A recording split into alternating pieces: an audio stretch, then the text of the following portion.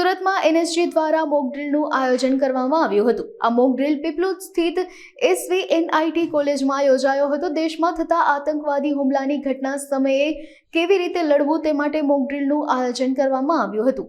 આ દરમિયાન શહેર SOG, સ્થાનિક police, crime branch, BDS, Surat fire વિભાગ મોક ડ્રીલમાં જોડાયા હતા।